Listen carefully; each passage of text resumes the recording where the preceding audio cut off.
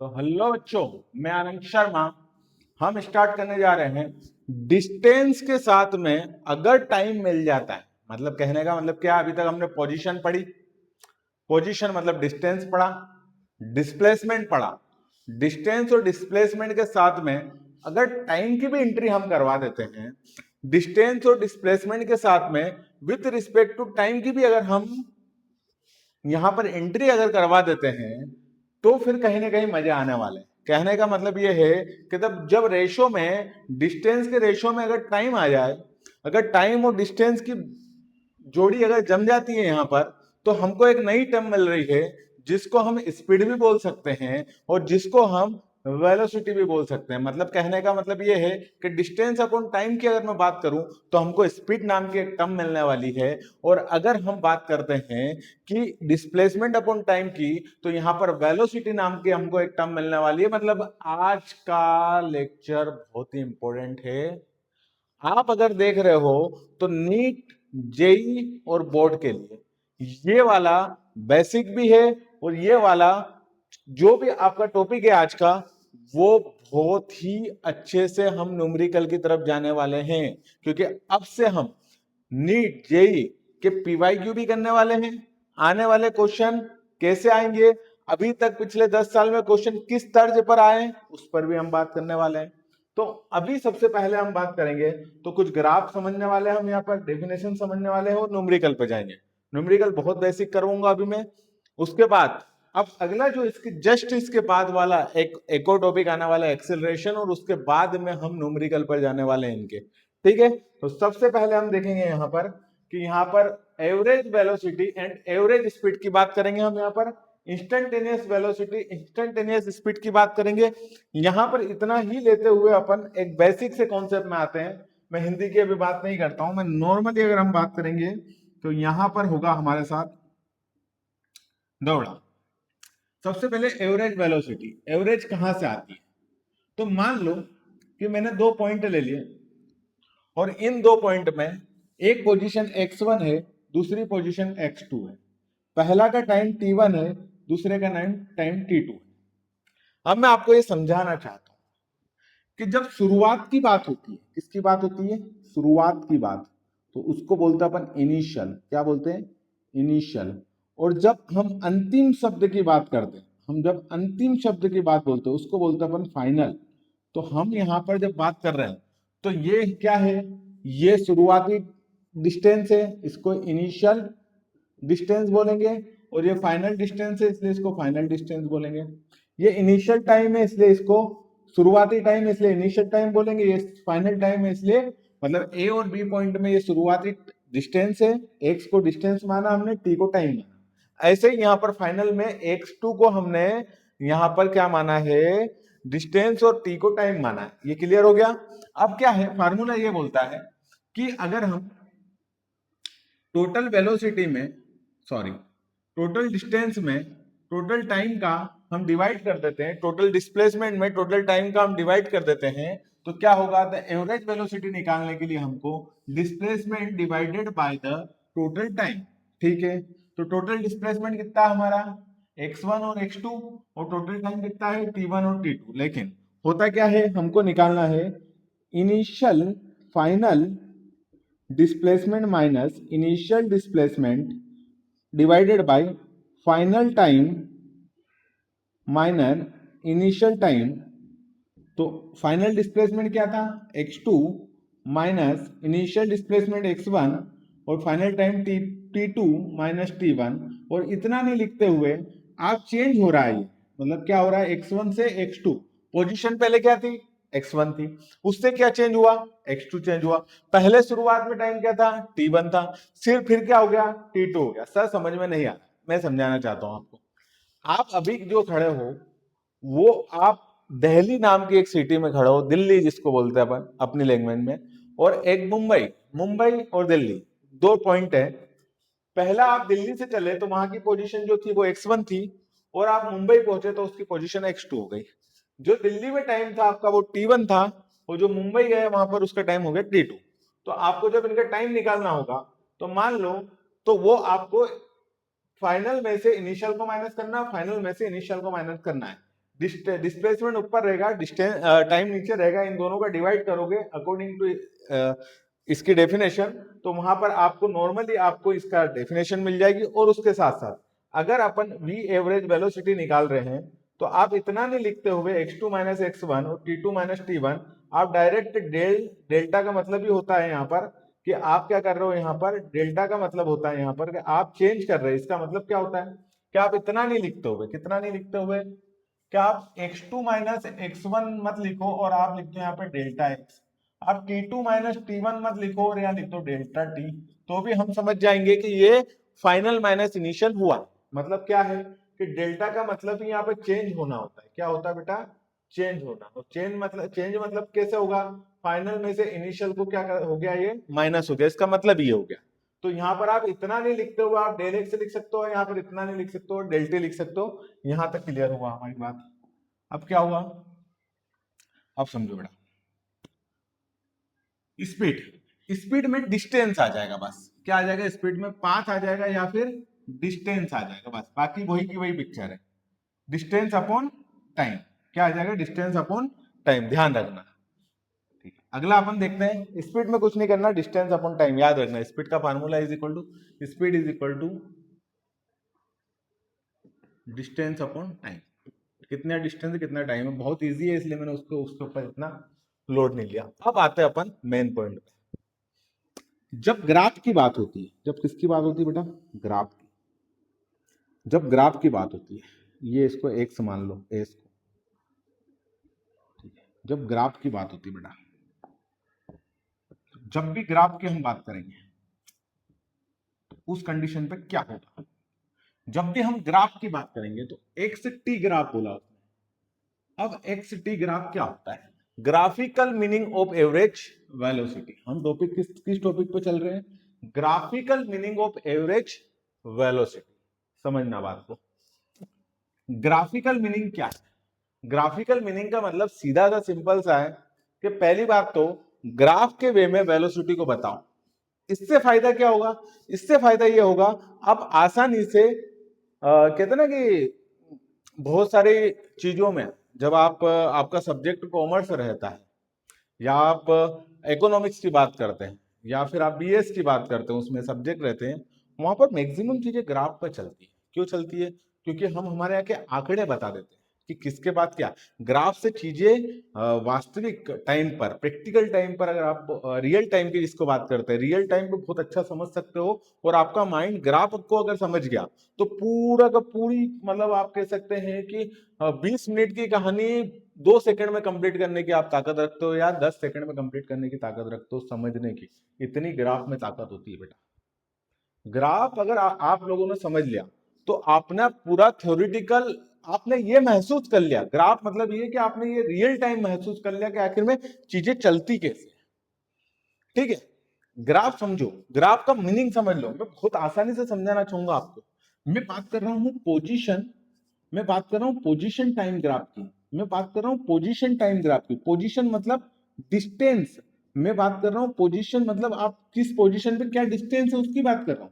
Time मतलब time की बात कर रहा हूं। जब मैं पोजीशन टाइम ग्राफ की बात करूंगा तो एक पी का पोजीशन का मतलब यहां पर होगा डिस्टेंस। और इसको आप एस से भी बता सकते हो और इसको आप एक्स से भी बता सकते हो। मैंने एक्स से बताया, एक्स और टी से। एक्स और टी से अपन ने क्या बनाया, एक ग्राफ बना दिया। तो एक्स और टी के बीच में ग्राफ बना है, किसके बीच में बना है, एक्स और टी के बीच में। तो जब एक्स और टी के बीच में ग्राफ बना है, एक्स और टी के ग्राफ में, तो इसको एक्स टी ग्राफ बोलेंगे। इस ग्राफ को क्या बोलेंगे, एक्स टी ग्राफ। जो एक्स टी ग्राफ बोला है इसका मतलब ये है कि एक्स और टी के बीच में बन रहा है। अब यहां पर मैं मान लो कि ये 1 है, ये वैल्यू 2 है, ये वैल्यू 3 है, ये वैल्यू 4 है, ये वैल्यू 5 है, ये वैल्यू 6 है। यहां पर मान लो कि ये वैल्यू टाइम 1 सेकेंड है, फिर 2 सेकेंड है, फिर 3 सेकेंड है, फिर 4 सेकेंड है, फिर 5 सेकेंड है, ऐसे चल रहा है। 4 और ये 4 सेकेंड है और ये 5 सेकेंड है, और आगे भी जाएंगे अपन तो ये 6 सेकेंड है। ठीक है, तो यहां पर देखो ये पॉइंट पहला पॉइंट है, पहले पॉइंट पे 2 सेकेंड है। 2 सेकेंड क्या है, टाइम है। और ये कितना, 1 मीटर। 1 मीटर क्या होगा, 1 मीटर क्या है, आप समझना। मैं वापस से समझाने की कोशिश करता हूँ इसको आपको। देखो ये जो आपका ये 1 मीटर है, ये जो आपका ये 2 मीटर है, ये पॉइंट जो आपका वो 3 मीटर पर आ जाएगा, ये जो पॉइंट है आपका 4 मीटर पर आ जाएगा, ये जो पॉइंट है आपका 5 मीटर पर आ जाएगा, ये जो पॉइंट है आपका 6 मीटर पर आ रहा है, ये जो पॉइंट है आपका यहाँ पर ये 1 सेकेंड पर आ रहा है, ये जो पॉइंट है 2 सेकेंड पर आ रहा है, ये जो पॉइंट है 3 सेकेंड पर आ रहा है, ये जो पॉइंट है 4 सेकेंड पर आ रहा है, ये जो पॉइंट है 5 सेकेंड पर आ रहा है, ये जो पॉइंट है 6 सेकेंड पर आ रहा है, ये जो पॉइंट है 7 सेकेंड पर आ रहा है, 7 सेकेंड पर। तो देखो ये इनिशियल पॉइंट है, ये फाइनल पॉइंट है, दोनों पॉइंट की बात करनी। ये मैं पॉइंट भी बना देता हूँ यहाँ पर, ये पॉइंट है ना, ये फाइनल पॉइंट है और ये इनिशियल पॉइंट है। मैं इन पॉइंट की बात कर रहा हूँ यहाँ पर, बहुत आसानी से समझना बेटा। ये इनिशियल पॉइंट है और ये फाइनल पॉइंट है, और इन दोनों के बीच की बात कर रहा हूँ। अब यहाँ 2 पॉइंट आएंगे, देखो यहाँ पे क्या बन रहा है, इस एस मतलब एक्स पे, इस पे क्या बन रहा है, ये पॉइंट कहाँ मिल रहा है 1 मीटर पे, तो यहाँ 1 लिखेंगे, और टाइम कितना है यहाँ पर 2 सेकेंड, तो यहाँ 2 लिखेंगे, ठीक है। और यहाँ पर क्या बन रहा है, ये बन रहा है एक्स बराबर 6 बन रहा है, मतलब डिस्टेंस 6 बनी, और ए से कैसे ये पॉइंट का पे जा रहा है 7, तो ये बना 7। ये जो है इसको मान लो x1 और इसको मान लो t1, इसको मान लो x2 और इसको मान लो t2, और यहां पर हम थोड़ा सा इसको सॉल्व करते हैं। हमको 2 पॉइंट मिले, ऐसे सीधे भी कर सकते हैं फॉर सॉल्यूशन, या थोड़ा टेढ़ा कर दूं ज्यादा समझना। पहला पॉइंट आपको मिला 1 और 2, और दूसरा पॉइंट मिला आपको 6 और 7। ये मिलेगा आपको x1 t1, ये मिलेगा आपको x2 t2। x1 की वैल्यू कितनी है 1 है, x2 की वैल्यू कितनी है 6 है, t1 की वैल्यू कितनी है 2 है, t2 की वैल्यू कितनी है 7 है। फार्मूला में रख दो, फार्मूला क्या है, वेलोसिटी एवरेज वेलोसिटी बराबर x2 minus x1 t2 minus t1। Velocity average बराबर t2 कितना है x2 कितना है 6 माइनस 1, और ये हो जाएगा 7 माइनस 2, ये हो जाएगा आपका 5 डिवाइडेड बाई 5। एवरेज वेलोसिटी क्या हो जाएगी आपकी 5 अपॉन इसका भी हो जाएगा 5, तो 5 डिस्टेंस की 5, तो डिस्टेंस को कैसे बताते हैं मीटर, और टाइम को कैसे बताते हैं सेकेंड, ठीक है। तो average velocity is equal to 5 divided by 5 1 metre per second, इस तरह से आंसर आएगा इसका। बस समझ लो बात को। ये अगर ग्राफ समझ गए ना, तो मैं क्या बोल रहा हूं, मैंने इसलिए टाइम लिया इसमें, ये अगर ग्राफ समझ गए ना तो इस तरह से मैं कह रहा हूं आपके मैक्सिमम क्वेश्चन यहां से खत्म हो जाएंगे, और आपका जो कॉन्सेप्ट है यहां से क्लियर होने लग जाएंगे। मतलब आप एवरेज वेलोसिटी आसानी से निकाल लोगे, ठीक है। मैं क्वेश्चन करूंगा, मैं न्यूमेरिकल करूंगा, मैं पीवाईक्यू करूंगा, लेकिन सबसे पहले हमको बेसिक कॉन्सेप्ट पे जाना पड़ेगा यार। मैं डायरेक्ट अगर तुमको बोलूं कि यार तुम ऐसा कर लो वैसा कर लो, तो ये तो फिर तो यार बेटा यार मैक्सिमम जो बच्चा टॉपर है वो तो कर लेगा, लेकिन जो हम जैसे एवरेज है उनका क्या होगा तो उनके लिए कुछ अच्छा करेंगे। चलो, इंपॉर्टेंट कॉन्सेप्ट है, डिस्प्लेसमेंट जीरो हो सकता है, पिछला वीडियो अगर आपने नहीं देखो डिस्क्रिप्शन बॉक्स में जाकर उसको पहले देखें।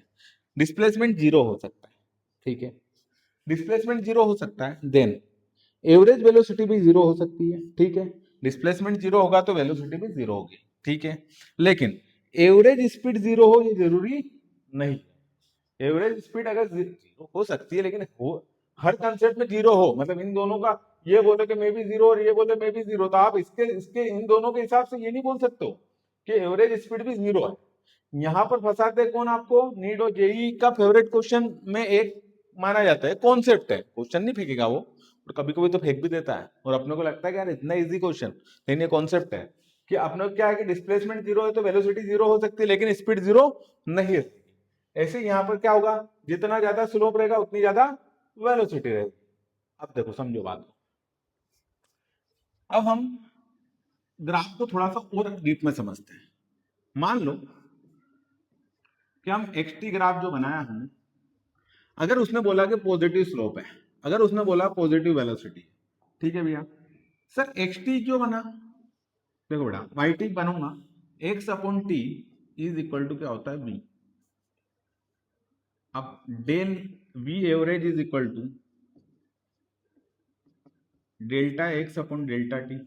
तो इतना दिमाग तुम मत लगा, उसके बाद में भी डेल्टा एक्स को x two minus x one लिखेंगे, डेल्टा टी को t two minus t one लिखेंगे। तो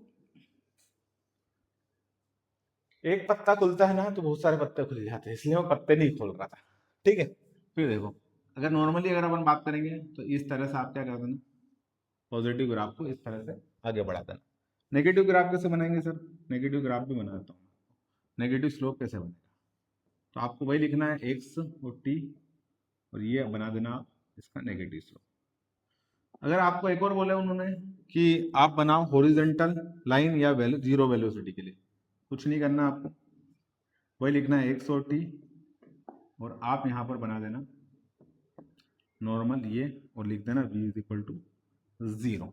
बस ये नॉर्मल ग्राफ है आपके, ये कॉन्सेप्ट याद रखना है ना। स्लोप ही डिसाइड करेंगे वेलोसिटी कौन सी। अगर स्लोप ऐसा जाता है तो इसको पॉजिटिव वेलोसिटी मानना, v नोट लगा दो, इसको नेगेटिव वेलोसिटी मानना, और इसको आप कांस्टेंट वेलोसिटी मानना। ठीक है, ये ग्राफ आप इसका भी स्क्रीनशॉट ले सकते हो। थोड़ा सा अब हम थोड़े लेवल के क्वेश्चन पे इसलिए आए हैं क्योंकि आप जरूरी है। ठीक है, आप समझते हैं बात को? दौड़ा, देखो यार, मैं ज्यादा डीप में नहीं जाना चाहता हूं। मैं आपको, वैसे तो डीप में ही गए यहाँ पर, मैं आपको ये बताना चाहता हूँ इंस्टेंटेनियस क्या होता है। देखो, इंस्टेंटेनियस का हिंदी मीनिंग होता है, मैं लिख कर लाया हूं यहाँ पर, वो होता है ताक्षणिक वेग। तो सर आप तो इससे अच्छा है कि आप यही चलने दो सर, क्योंकि अगर ये शब्द याद करें इससे तो अच्छा पूरा याद कर ले, क्योंकि ताक्षणिक तो याद नहीं हो, तात्क्षणिक है ना। तो वो रहते ना, वो पुराने जमाने में वो नाटक आते, ए तात, वो वाला तात है। ठीक है, कहीं में कुछ भी कॉमेडी एक्ट, कुछ भी बोल रहा हूँ। इंस्टेंटेनियस वेलोसिटी क्या हो, इंस्टेंटेनियस वेलोसिटी क्या होती है वो समझते हैं। मेरे को ऐसा लगता है इस वेलोसिटी के अंदर जो मतलब ऐसा एक पॉइंट पे जाके, एक पॉइंट को कोई मान ले कि इस पॉइंट पे मान लो एक ग्राफ है और ये ऐसा ऐसे जा रहा है, तो इस पॉइंट पे जाके बताओ वेलोसिटी क्या है, इसको इंस्टेंटेनियस वेलोसिटी बोलते हैं। ऐसा मेरे को लगता था। क्या ये सही है? वो समझते हैं, वैसे सही होगा क्योंकि the velocity of a body at a particular instant of time. अब याद रखना, the velocity of a body, अगर इस वेलोसिटी की जगह पर स्पीड आ जाता तो क्या होता सर? इस वेलोसिटी की जगह पर अगर हम स्पीड लिख दें तो यहां पर लिख देना इंस्टेंटेनियस स्पीड लिख देना, बस ये डेफिनेशन में ज्यादा चेंज मत करना। ठीक है, तो the velocity of a body particular time मतलब ये टाइम है और ये पोजीशन है, तो इस पर्टिकुलर टाइम की बात कर रहे हैं। Particular time is called instantaneous velocity, मतलब यहाँ पर कहीं एक पॉइंट लगा दो यहाँ पर, और उसके बाद वो इंस्टेंटेनियस, मैं ग्राफ से समझूंगा आपको।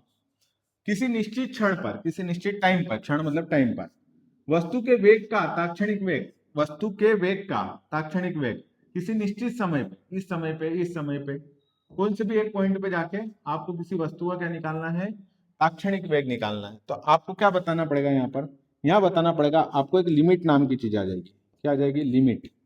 Limit X tends to zero या del tends to zero, del X वही वाला फार्मूला अपॉन डेल टी, और इसको आप D X upon D T भी लिख सकते हैं। लेकिन sir D X upon D T क्यों लिखा? क्योंकि जब एक इंस्टेंट की बात आ जाए, जब किसकी बात आ जाए कि the particular instant of time, तो इंस्टेंट की बात आ जाए, एक समय पर बोलते ना कि कुछ समय के लिए, तो कुछ समय के लिए आप D X upon D T करेंगे जो डिफरेंशिएशन की बात करता है। ठीक है सर, इसको और थोड़ा डीप में समझते हैं, समझो। ग्राफ का मीनिंग क्या है? देखो, सबसे पहले तो स्टेट एक्स टी ग्राफ है, constant velocity, curved change in velocity, इन सब के बारे में हम पढ़ेंगे। सबसे पहले अपन बात करेंगे कि हमने ये चीज पढ़ ली थी, इसकी जगह पे एक्स लिख सकते हैं अपन, है ना। अब देखो बेटा, ये ग्राफ ऐसे जा रहा था, ऊपर था, जा रहा था, कोई दिक्कत नहीं है। लेकिन जब हमने एक यहाँ पर टेंजेंट खींचा, क्या खींचा? टेंजेंट। जैसे टेंजेंट मतलब एक लाइन होती है, ये टेंजेंट खींचा हमने, टेंजेंट खींचा हमने, ये टेंजेंट यहाँ से गया। जब हम टेंजेंट खींचते हैं तो यहां पर जाकर इस पॉइंट पर जाकर इस पॉइंट पर जाकर ये ग्राफ और ये टेंजेंट की लाइन मिल जाती, ठीक है। और इस पॉइंट पर, इस पर्टिकुलर जो पॉइंट दिख रहा है आपको, ये जो पर्टिकुलर आपको डब्बा दिख रहा है, समझना बात, ये पर्टिकुलर आपको जो डब्बा दिख रहा है, यहां की बात करो, ये पर्टिकुलर जो डब्बा दिख रहा है, इस पे जो हरे कलर का पॉइंट लगा है, इस पॉइंट पर जो वेलोसिटी रहेगी उसको कौन सी वेलोसिटी बोलेंगे? उसको बोलेंगे हम इंस्टेंटेनियस वेलोसिटी। कौन सी बोलेंगे अपन? इंस्टेंटेनियस वेलोसिटी बोलेंगे। ठीक है सर, आ गया समझ में सर? मतलब क्या है कि ग्राफ है, ये ग्राफ जा रहा था, इस ग्राफ में आपने क्या करा, एक टेंजेंट खींच दिया, तो ये जो पॉइंट है, मान लो इस पॉइंट पर टेंजेंट थोड़ा सा गलत खींचा गया है,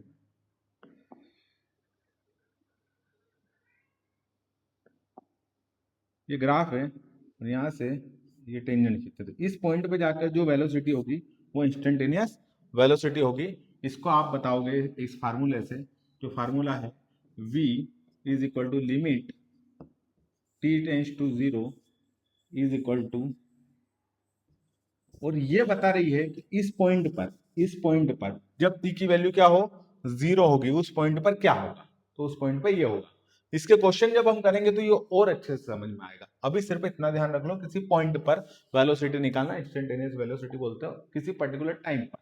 मैंने स्पीड का भी हाल बताया आपको, क्या फंडा है स्पीड का? नॉर्मल फंडा है बेटा कि आप जहां पर अभी speed of the body is a particular instant is called instantaneous speed, वही वाला है मैटर, वही वाला फार्मूला है, सिर्फ और सिर्फ वेलोसिटी की जगह स्पीड आ जाएगा। बाकी हम इस चीज को समझ लेंगे। कहने का मतलब ये है मेरा कि आप क्या करोगे, अब यहां पर